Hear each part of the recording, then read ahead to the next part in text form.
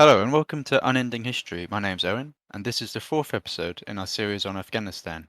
In today's episode, we'll be looking at the issue of women's rights in Afghanistan, addressing what changes came about following the invasion in 2001 and the establishment of a new government, as well as how successful and long-lasting these changes have been, and consequent developments regarding this issue. So today I'm joined by Max, Hello. Arman, Hi there. and Noah. Hello. So just before we get right into it, I'd just like to talk about women's rights a little more broadly before we start. So obviously, past 100 years, women's rights has undergone many changes, which thankfully have mostly been improvements, and that's been in an international level. But Afghanistan, historically speaking, if we go back to before 2001, is is generally considered to have been one of the worst countries in the world for women's rights. Even today, it's still ranked by the UN as the second worst country for women's rights, only just ahead of Somalia.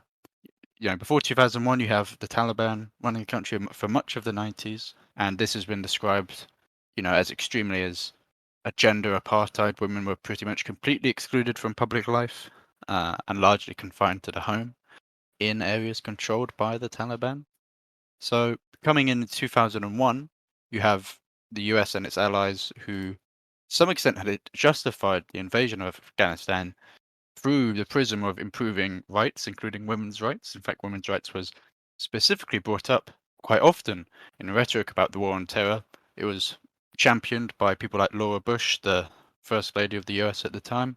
And essentially, there was a lot of pressure on creating a new Afghan government that would give greater rights to women. So today, we'll mainly be looking at the question of how did women's rights improve from 2001 following the invasion until about 2021 and the fall of the Afghan government.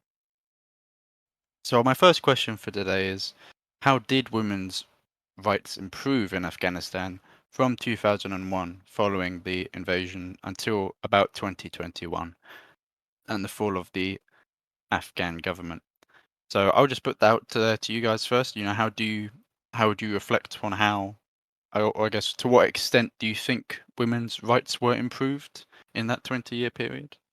I think that there's lots of different ways you can measure gender equality in a society, whether that's representation in government or representation in professional fields or property ownership or education.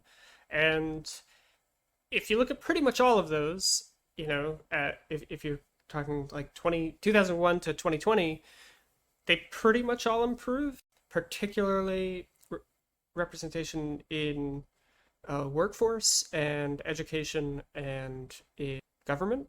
Obviously, women could vote, but a lot of those improvements were restricted geographically to a certain extent. We've talked about this before on the show, but there's a rural urban divide.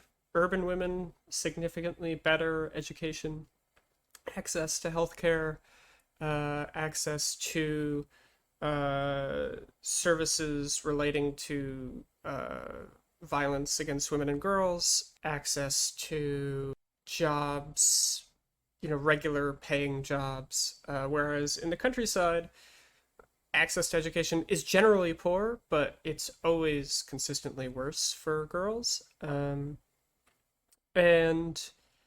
while it is an improvement over, while over the 20 years there was an improvement in that field, it's worth remembering that where the Taliban had control, there that or even just in other rural areas outside their control, those improvements were extremely limited. Yep, I mean, I have some numbers here to sort of back up what you're saying. The number of going from 2003 to 2017, the percentage of girls in primary school rose from 10% to 33%, so, more than tripled. Girls in secondary education rose from 6% to 39%, probably the most notable rise. By 2017, 100,000 girls were attending university, whereas previously to 2001, as far as I'm aware, women weren't allowed to go to university at all. So certainly regarding education, some pretty big increases. Life expectancy rose. mortality during childbirth declined Right. by about 2/3. Pretty significant improvements in that regard over the course of, in the case of those numbers, it's 16 years. But I think it's fair to say that the numbers didn't go back down in the other 4 years between then. Right.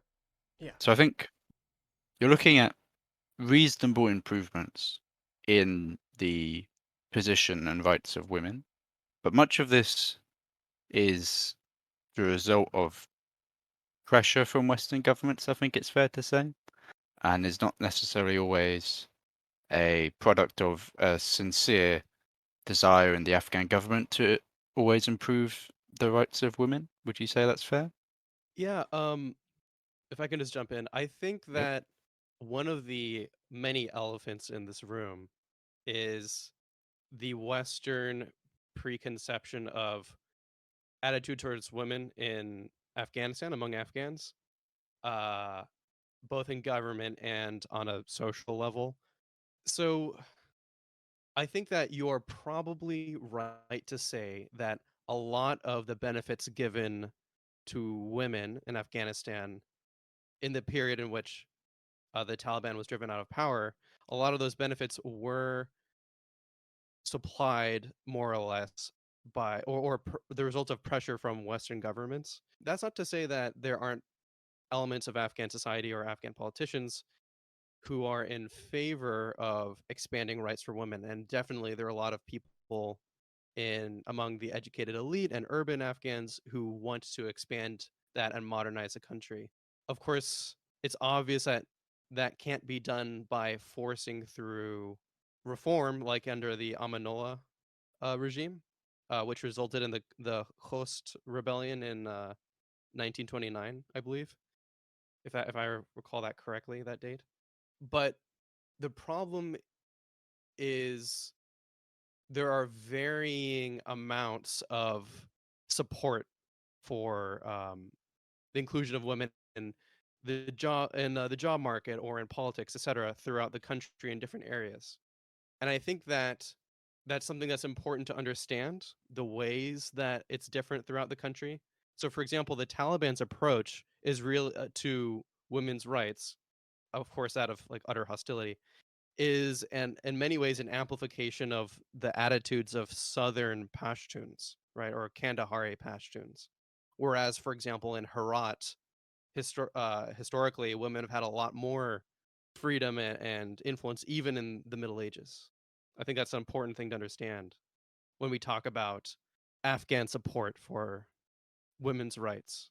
I think I that's a think good. what Oh, go ahead. sorry. I think what really struck me and like stood out to me when I was doing the readings was like and doing our research for this episode was that it felt like US efforts, like the coalition led efforts to promote women were bad faith at best, and that a lot of the real progress was made by a coalition of Afghan women pushing consistently during the US occupation and the efforts to build a democracy there. Like that's where the real benefits came from. And I think the thing I really keep thinking about is so my girlfriend Clara is in law school right now. And there was a talk at the beginning of like during orientation where a director of diversity, equity, and inclusion came in to talk about efforts to increase women's presence in big law firms in America and how 10 years ago there was 83% men and 17% women.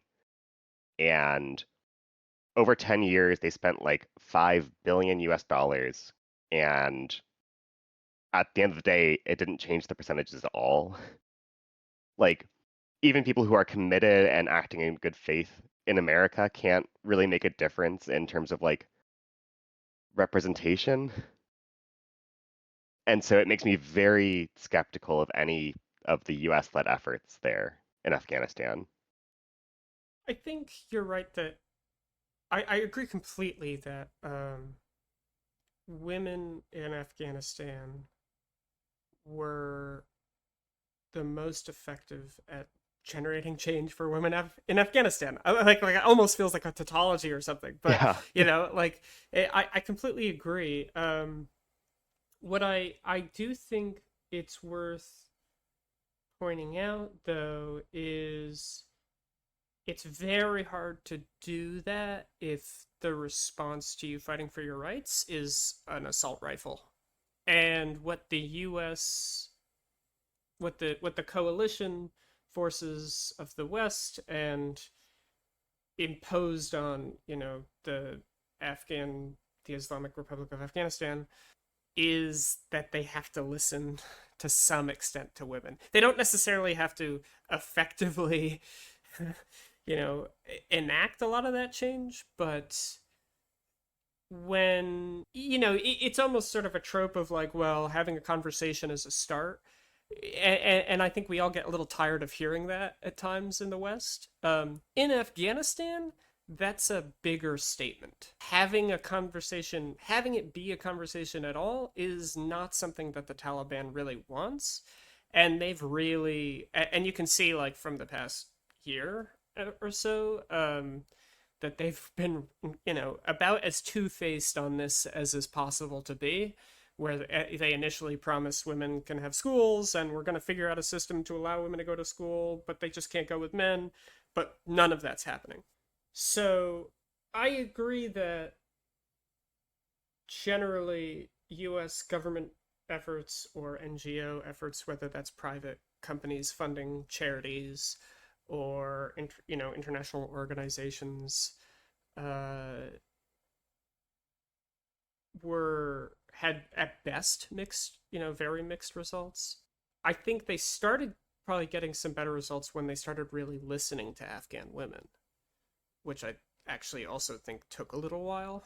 I I feel like it's too easy to ignore, or I wouldn't go too far in like criticizing the US as doing it in bad faith. I think that, I don't know. Was it bad faith? I don't know. Why would you I say it think was that bad faith? Or does someone else want to think about that? well, here's the thing. There are two kinds of through the lens of like corruption, I think is one way of looking at this. There are two kinds of corruption, right? There's corruption that's self-interested purely and is a way of get of co-opting a public effort for private gain, and then there's corruption that is for one's own gain that also ultimately helps other people. And I think that American efforts to improve women's rights fluctuate between those two and make it hard to concretely pin down how bad faith it was, if that makes any sense, you know? I know it, it's weird to talk about corruption for something like this, right? Where we're talking about an effort to improve women's rights in Afghanistan, but it is the same phenomenon at the end of the day of like, in my opinion, of like, for example, here in Southern California, wealthy elites competing for favor over water contracts, for example. But more to the point, I think that the US isn't necessarily on the one hand, they recognize a propaganda value and the legitimacy that they can buy by at least ostensibly empowering women in Afghanistan. But at the end of the day, it's not their main goal, of course. They're there to neutralize the threats that they perceive in the country and bring it under more or less a Western sphere of control. And so they do want to, they have, while they were there, they did make some efforts to try to really improve women's rights. But it seems that anytime it involved stepping on the toes of warlord allies or addressing some of the thornier issues, they were at the end of the day willing to let it drop, whether that be government-led efforts or NGO efforts. Does that make sense? Yep. Yeah, I I'd think that's a also, really good nuanced point. Yeah. yeah, I'd also add to it, of course, the initial president of Afghanistan, Hamid Karzai, is a conservative. His, political allies were conservative politicians and tribal leaders. He himself was not a huge supporter of women's rights, so it's always going to be difficult when your country is run by someone who isn't necessarily that supportive. He didn't actively oppose them, really. He just didn't really do anything. although a really good example of him not being great on women's rights would be that he helped prevent a law that would have banned husbands from starving their wives is in 2009 is quite a notable example. So, Afghan politics are complicated.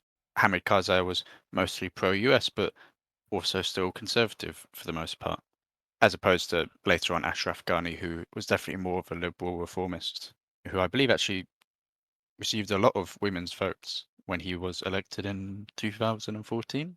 But I will move us on from talking about the US, just because I don't want us to end up focusing too much on the US and Yeah. not on Afghanistan itself. So I guess Yeah. I'll move on to what do you think were the failures to improve women's rights in Afghanistan? And how do you think it could have been done better? I think that almost stupidly obvious answer is that the failure at its root was the instability of the government. Like the failure to promote or defend and maintain a government has led to the loss of all of the progress that was made. I think there's a good argument to be made there. Are you talking about the government as an institution that would be carrying out centralized reform that would protect women? Is that in Yeah, the sense that you mean it? Okay, that's the okay. sense I mean it.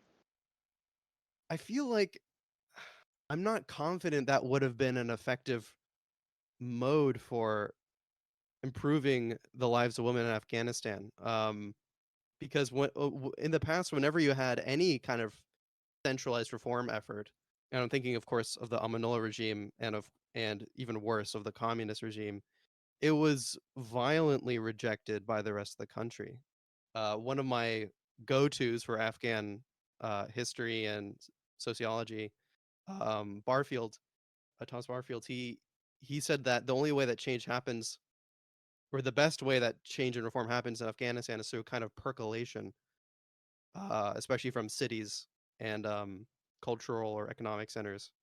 I'm not so sure that a government-led centralized reform effort would have been possible to make concrete, lasting benefits for women.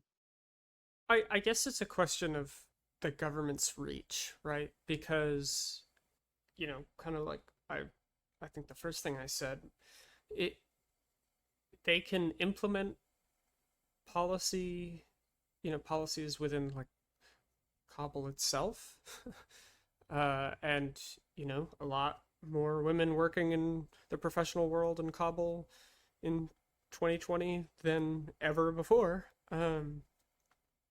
But yeah, there is. I mean, I think you know, we've seen it described as like a pendulum, right, where it swings in the communist government swings it in one direction, which combined with other things tend to leads to a rejection of that by a large portion of the country, and that gets pushed out. I think Noah, maybe rather than talking about like the failure of a government itself, which I think is what you said, but correct me if I'm wrong, the failure to have a stable government itself.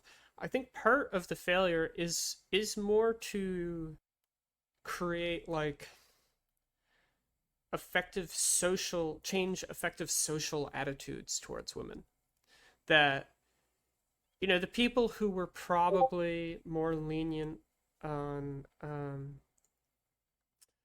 women's issues, right? On, for example, like sending their daughters to college or just to high school or elementary school, they probably have this, like there's probably more of them, but they probably represent mostly the same slice of society.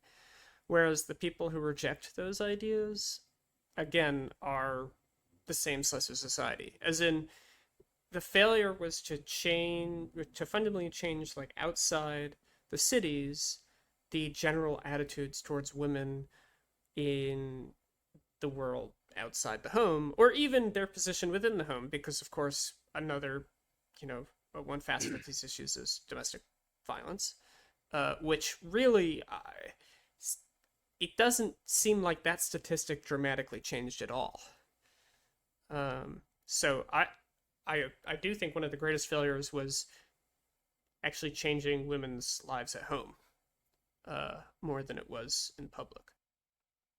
I just had my own view on sort of what some of the failures were. Then I think, as has been previously mentioned, the failure to expand rural education services to rural areas, I think, was a big one.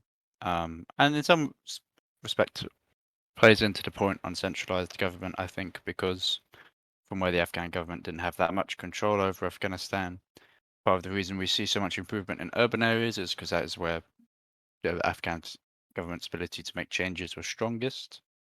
But I think that was really one of the big failures, and the feeling amongst more traditional and conservative elements of Afghan society that women's rights is a Western value that's being imposed on Afghanistan rather than one that has sort of naturally occurred in Afghanistan itself, which is obviously something that the Taliban played heavily on. It's not helped by the fact that a lot of prominent female educators in Afghanistan were from the Afghan diaspora, and hadn't really lived in Afghanistan that much themselves.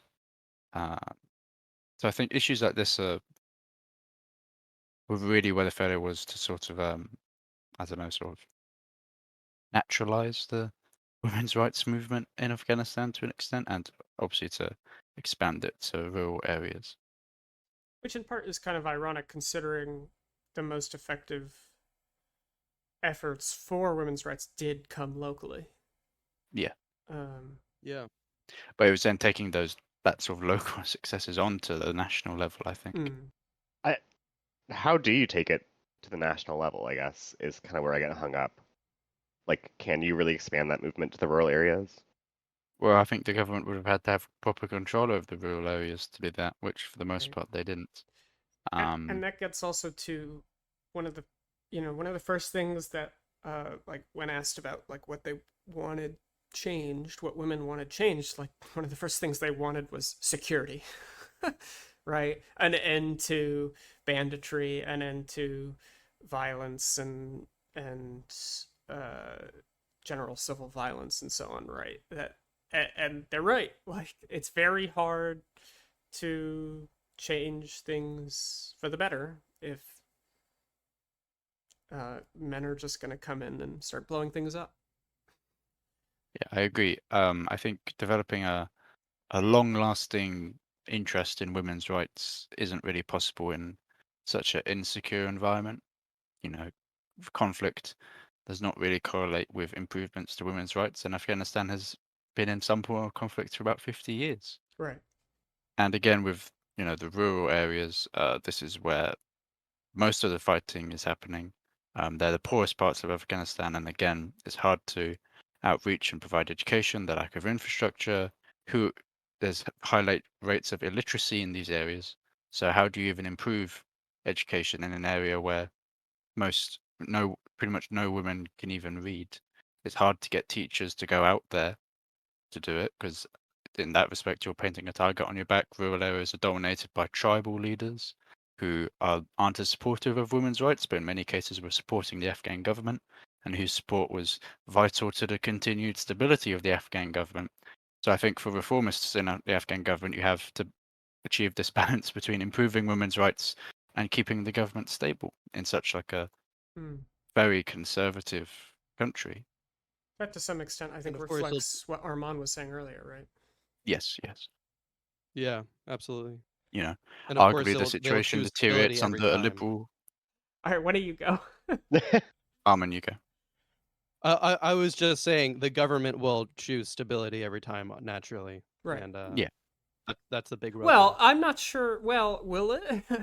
Actually, will the government always choose stability? I mean, like, At least I think short-term assurances of stability. maybe, yeah, maybe short term.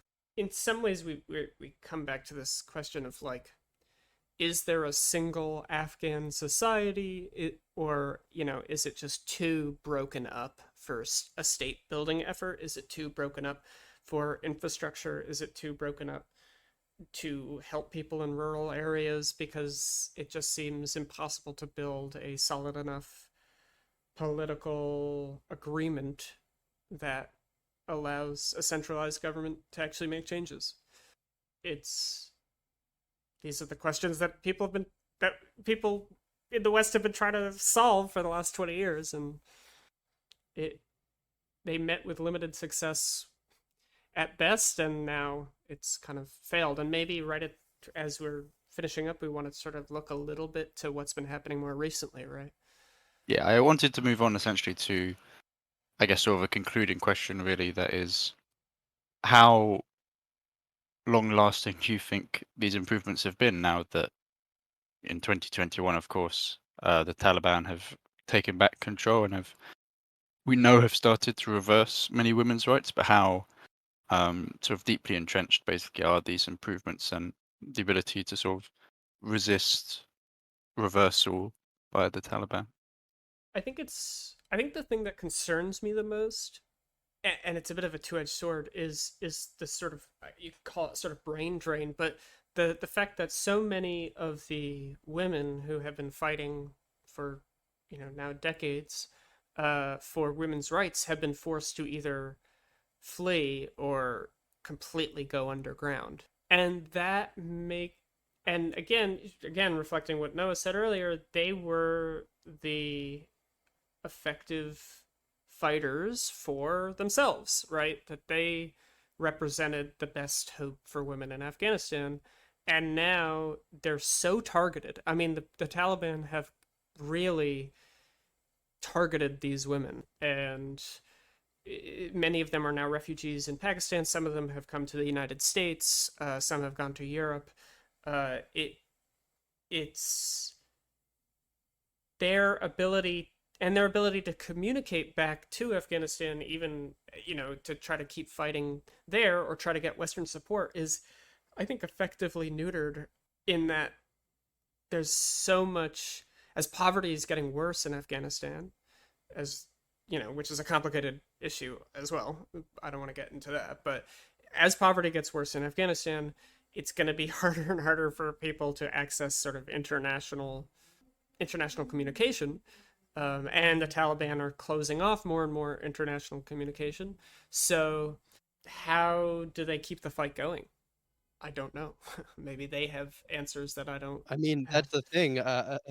Sometimes the answer is just a bleak one, which is that they can't. Or clearly, we've seen some marches and demonstrations against the Taliban, and the Taliban haven't been willing so far to use truly draconian methods to put down those uprisings. But at a certain point, they have a limit to their patience and how much they'll put up with. Yeah, they have responded with Honestly, violence, just not yeah, not not not something they like you could would be see capable of in. more, but it's not like they haven't Yeah, already it's not like been, something you would. arresting women or It's killing not them. like something you would see in Iran, for example, where it's not uncommon for opponents of the regime to be fired upon with live rounds, for example. Most of the response has been firing over their heads and beating, if I'm up to date on that.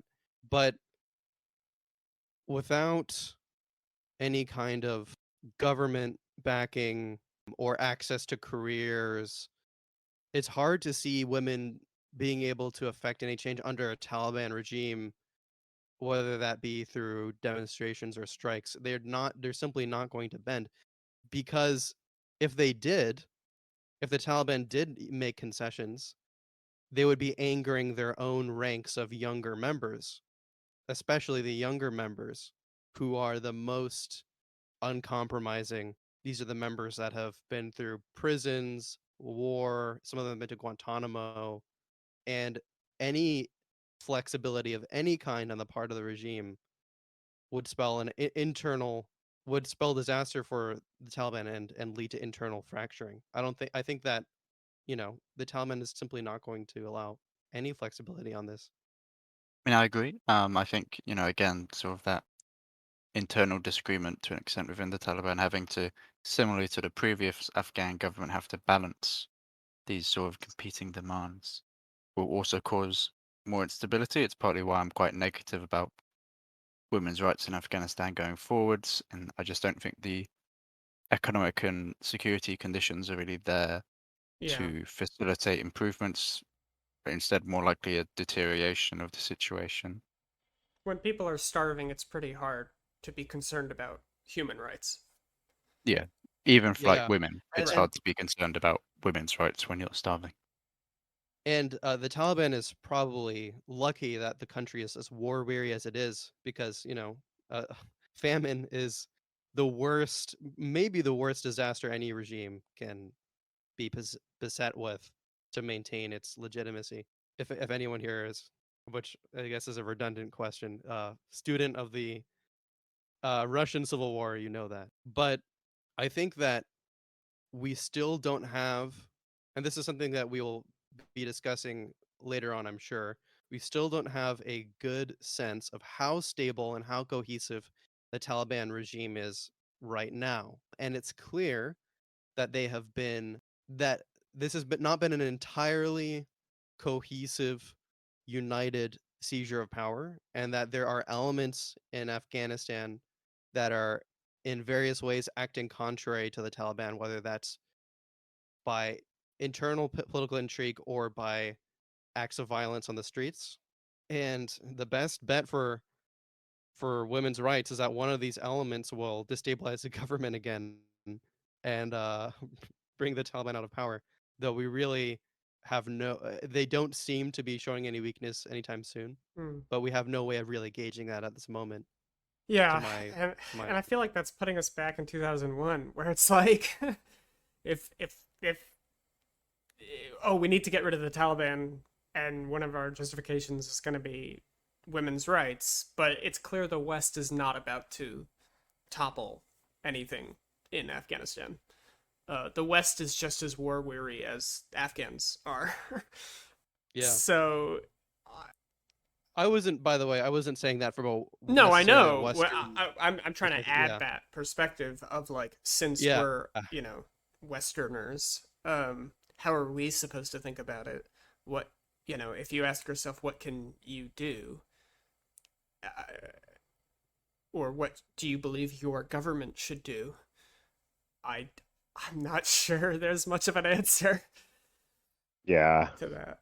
At the very least, the it sounds like such a small concession or a small ray of hope, but women have seen what it's like to have opportunities in society. They have seen that it is possible Mm, to have an Afghanistan where women have respect and good paying jobs and political representation to an extent. It can be gained. And that has long lasting effects on a society. mm. When people can know that something is possible, it leaves a tradition in place. You can't Um, reverse the fact about 40% of women in Afghanistan have at least received an education. yes, Right. exactly. Yeah, and Exactly. as the more educated younger women who were more used to a more liberal attitude towards their existence, as they grow up, that they probably can exercise more influence over their society, Yeah. even if it's a sort of tacit or a not tacit, a an indirect influence, or maybe a direct Yeah. influence, right? Like you said, there have been protests in the streets of some of the cities. Yeah. Well, that consciousness is going to be around for a long time. Yeah. Whether or not, I mean, that is going to be something that accelerates any future movement to secure rights for women Yeah. much faster than if it had never happened. Yeah. I'm curious what if you guys feel the same way. I have to say, reading for this and doing research and talking about it a bit previously, I have found this the most depressing topic of Yeah. all It of the really is. topics we've talked about. But it's also like To so an much of human extent, history. I've found, for one, women's rights had improved 2001 to 2021 more than I had expected. Yeah, Although, of course, I caveat agree. that it's mostly in urban areas. But of course, it is also depressing. It's it's the hope that kills you. Right.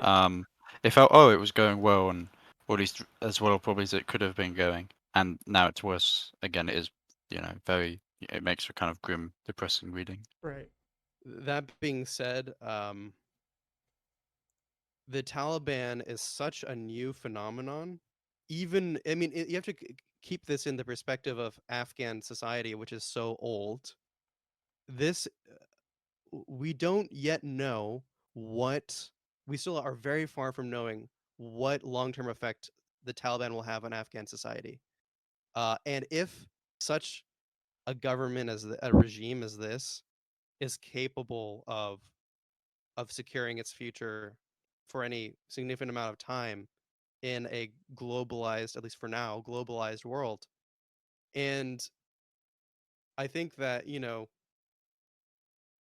women throughout human history have always been, I mean, ever since the advent of, you know, I mean, if you want to get Marxian about it, the advent of private property and the advent of patriarchy, been struggling for these kinds of rights.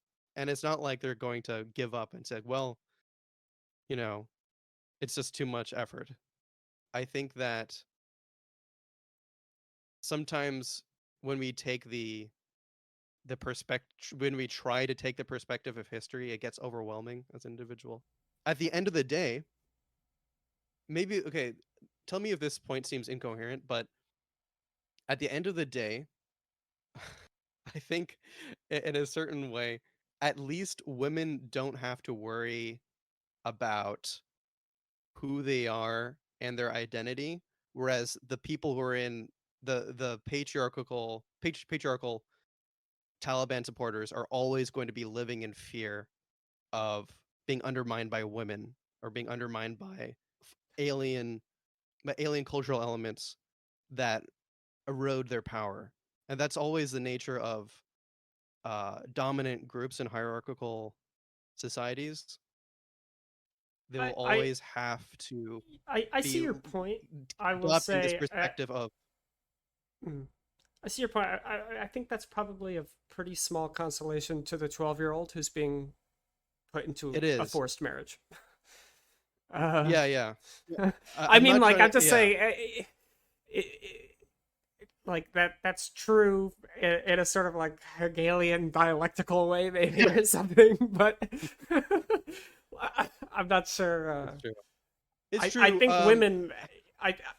I'm not even sure I completely agree that like women know who they are, because if you're a young girl in Afghanistan and you're, not that I can speak for them, but I would suspect from what I've heard and read before that if you're a young girl and you see the boys going off to school or being allowed to go to school and you can't go to school, or you can't dress how you want or however it is, or you don't see people like you being represented in media or in government or in just any position of power, I think that does make you question sort of who you are and what you're worth and what you're capable of.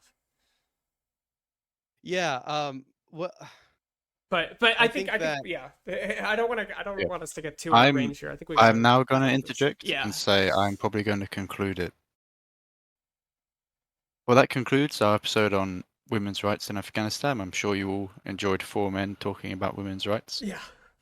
So thank you to Max, Noah, and Arman for joining me, and hopefully all of you listening will join us for the next episode where we'll be talking about the Taliban as an organization itself. So see you then.